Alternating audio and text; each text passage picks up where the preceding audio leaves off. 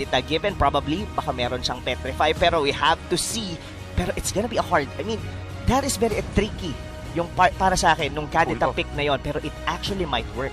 Totoo yan. Pati isa lang kasi yung pang-setter ng dito ng Work Oster Force, yung Jeet Kundo lang ni Chuuu, yung pwedeng pang-starter para makakuha agad ng magandang opportunity dito with the ultimate. And ladies and gentlemen, let's go into the land of dawn. This is Game 1, second series ng ating Week 3 MPL PH Season 7. And also, MPL Philippines Season 7 is under the supervision and regulation of the Games and Amusement Board. Kuya Rob, nakita natin dito ang playstyle ng Work. Talagang 1-3-1 na magiging setup against Onic PH. Yes, and going back dun sa Kadita, no? So I really was hoping na petrify yung magiging skill dito ni RTC, and kailangan talaga niya. Kasi gaya ng sabi ko, it's gonna be hard to pull off your the combinations of skills dito ng isang Kadita kung wala kang certain lock on. Pero look at that, Unravel. Talagang alam niya eh. Alam niya na pwedeng mag-pass orange buff dito ang side ng Onic PH, and tinitignan na nila kaagad to. Look at the positioning dito sa map, mga kaibigan, ng ating mga tank and support for the Work. Talagang alam nila kung saan nila guguluhin dito ang side ng Onic PH, pero that's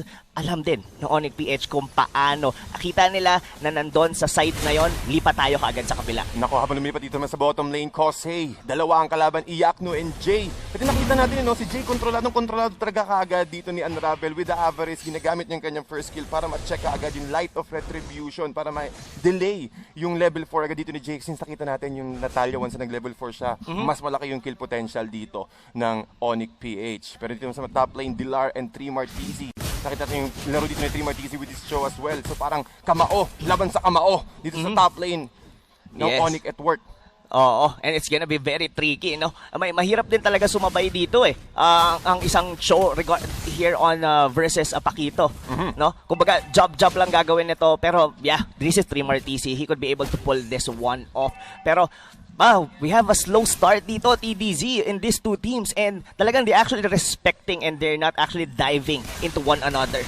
Pati nakikita rin dito yung Onic PH. Unravel, nakatakas with the flicker out. Chuuu with the ultimate, pero Dilar, sobrang kunit pa rin talaga dito ng Pakito. At mukhang naiwan dito si Kyrie, hitting those strikes, and half HP dito si Kyrie, mga kaibigan. Si Jay, naghihintay pa rin ng kanyang level 4, but the damage still not enough. Work Oster Force will survive the first engagement against Onic PH. Actually, that was very unfortunate for the side dito ng Work. Hindi tumama yung huli na Rhapsody dito ni Chuuu, pero it's actually give them the opening para kunin yung first turtle, dahil yung poke damage na nagawa nila doon, hindi makakontest ngayon ng Onic PH. Pero napagandang trade din yun para sa Work Oster Force na sila nakakuha ng turtle dito in exchange for the life of RTZ. At sabi mo nga kanina, I completely agree, Kuya Rob, na talagang may hirapan pumusisyon dito si RTZ, at kaya nag-petrify dito si RTZ. At well, tingin ko din kasi talaga ang hirap patamain eh. Kailangan pa nila ng isa pang stun bukod kay 3 Martizi na currently nasa top lane, kinokontrol dito ni Dilar. Totoo. Alam mo, ito kasi yan TDZ. Mahihirapan, I mean, Work Oster Force dito, they do have the Granger dito, and we all know na yung ganitong klase ng lineup na meron yung Work, they have to work on their early game. Kasi it's like a ticking time bomb eh, para sa Onic PH na as the longer the game drags, parang mas lalo silang nagiging confident, and they have to do it, yung ginawa ni RTC ng paulit-ulit na ganon, yung mga pick-off na ganon, they have to do it very consistently going into the mid-game and get the early lead. At saktong-sakto rin talaga ang pag-pick-off dito ni RTZ, getting that magic worship at makakuha rin siya ng Clock of Destiny sa bottom lane naman. Iyakno trying to run away. Kasi umahabol pa si Unravel with the movement speed and also with the death. Lahat ng ultimate dito tumama with the flicker as well. Kosei will be the one who's gonna go down here sa side ng Onic PH. Tol, ibang klase talaga rotation dito na kontrolado nila, and also taking advantage sa mobility na binibigay ng Rafaela. Kumbaga sabi ni Chuuu dito, happy birthday, 'di ba? Binigyan niya yung tatlong bala niya. Yun, technically ngayon, tumama yon lahat. And look at the rotation dito ng Work Oster Force. It's actually really working for them. They have a slight lead dito in terms of gold. And sabi ko nga, kailangan lang nilang ulit-ulitin to. As for Onic PH, they just have to hold their ground.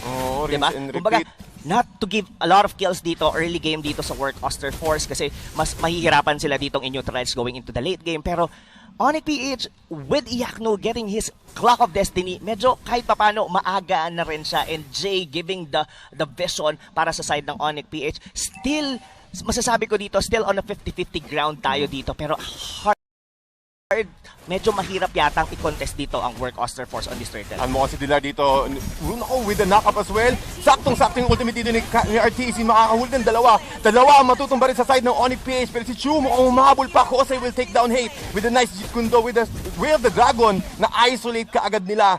Double kill para kay Chuuu. At ang work yata, isa pa makakakuha ng isa pang objective dito. Turtle will go down.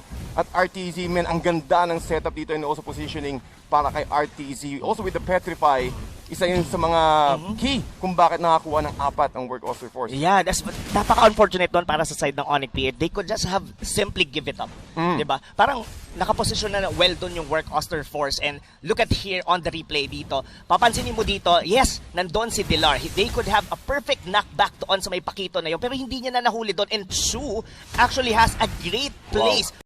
Kung paano niya gamitin yung Rhapsody niya doon, nabura agad yung dalawang miyembro dito ng Onic PH. And this instant replay is brought to you by Oppo A94. Experience gaming at full speed with Oppo A94. Get yours now for only 13,999.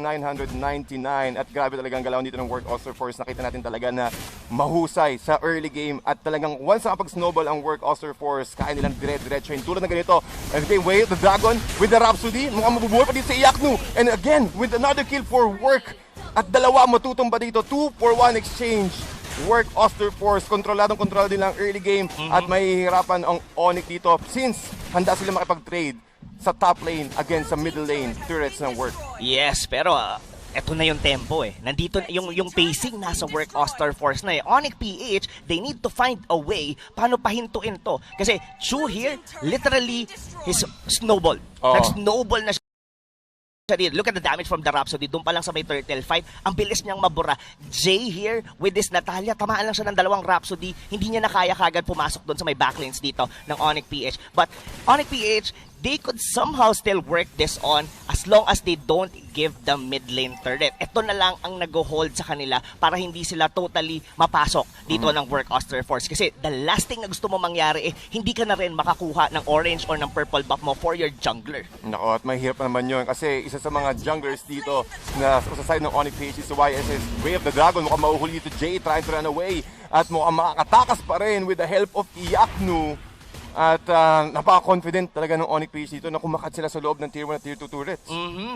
Pero that's still bad news, TDC. Kasi that was streamer TC. That was the show. You supposedly get to have the kill from that position. Kaso the mere fact na hindi nila nakuha doon si streamer TC, that's already a time na naubos para sa kanila. Nasayang. Kasi umiikot dito, tuloy-tuloy ang nagiging farm dito ni Chuuu. And look at this bottom lane. I think mahihirapan na ngayon dito ang Onic PH na sabayan, even with the sustainability. Yung side lane ngayon dito ng Work Oster Force, nakakatakot na. Saktong-sakto din ni SS dito ni RTZ. Mukhang dalawang tutumba dito. Onic trying to get another pick-off pero mahuhuli dito ng Rhapsody ni Chuuu. Triple kill para kay Chuuu. Also with the recall at Work, ramdam na nila na sila ang lumalamang dito when it comes to net worth at also sa momentum ng laro. Ito yung ito yung first pick Rafaela eh. Onic PH already know na ganito ang gagawin ng Work Oster Force. The only question is, kaya ba nilang pahintuin? And right now, TDC, I'm not finding a way for Onic PH to come back into this game. Given dito that they have like a burst damage coming from the Lunox, they have the Pakito that could have potentially won the early stages of the game. Pero hindi nangyari yun sa side ng Onic. Nako, pati ang laki talaga ng impact dito ng Rough Waves plus the Breath of the Ocean combo ni RTZ for Work. At yun yung naging factor eh. Hindi agad nakakapag-order of brilliance dito si Kyrie. Once na nahuli ka, kahit si Dilar, hindi pa gaano marami yung stocks ng kanyang Festival of Blood, hindi niya pa kayang i-sustain. And when it comes to items, RTZ, meron siyang Clock of Destiny. At unti-unti na siyang makakabuo ng kanyang Lightning Truncheon. And speaking of, kakakuha niya lang ng Lightning Truncheon. At we're expecting a lot of magical damage here for Work and also with the physical damage burst sa Rhapsody and also Death Sonata dito ni Chuuu. Ito kasi magiging mahirap dyan, TDC, specifically with the jungler dito ng Onic PH. Hindi ganon ka-confident si Hate na pumasok with the Traceless. Kasi technically wala silang tank. They have this Natalia. So this site or the draft dito ng Onic PH could have potentially hold kung nakakuha sila ng mga early kills. Wherein, pwedeng pumasok na lang basta-basta si Hade with the Traceless. Pero look at him, hindi niya na ma-maximize dito yung kanyang passive dahil hindi sila ganon ka-confident to go against Work Osterforce. Now, the Lord is already being taken down by Work Osterforce. The question is, mukhang ang Onic yata walang planong mag-contest. Hindi yata nila kaya-contest talaga to. Since half HP na ang Lord, mga kaibigan, at Work talagang they're working around their advantage. At unti-unti nila nauubos lahat ng turret as well. Actually, ubos na lahat ng outer turrets dito ng Onic. So parang pwede nilang i-choke, Kuya Rob, yung Onic dito sa loob ng base nila. At hindi maagad makapag-farm. Totoo. Pwedeng gawin dito ng Work Osterforce is just go with the Lord or probably get a single base turret either sa baba or sa taas. Then kung hindi nila maubos dito yung mga base turret dito ng Onic PH, they just could simply freeze the lane. So ngayon, Onic PH, they're on the verge of losing this game, pero they could potentially have a comeback dito, TDC. Pwede natin isipin dito, Jay could potentially get a pick-off onto the back lanes dito, pero si Unravel kasi, kumbaga, hindi nakakakuha ng maganda na position dito si Jay just by having this Rafaela, just by using his skill, nakikita kagad siya na uunahan dito yung Natalia. Tinaka-cancel ka agad yung kanyang invisibility, removing that additional additional damage at mukhang dumediretso na ang Work Osterforce. Gusto nang tapusin dito. Onic, ayak na nasa likod, pero na-wave the dragon siya. Mukhang madidelete ka agad. RTC will take the kill here. Work Osterforce still inisa-isa nilang Onic. Kyrie with the Chaos Assault, pero hindi yata enough yun. Naku, inisa-isa nga talaga. RTC will get another one. Work, hindi pa sila. Gusto pa nilang tapusin lahat, tanggalin lahat ng mga turrets dito. But Chuuu again with the Rhapsody. Merong isang siege cannon dito at Work Osterforce will take game 1 against Onic PH. Kuya Rob, ano nangyari doon? Nakita natin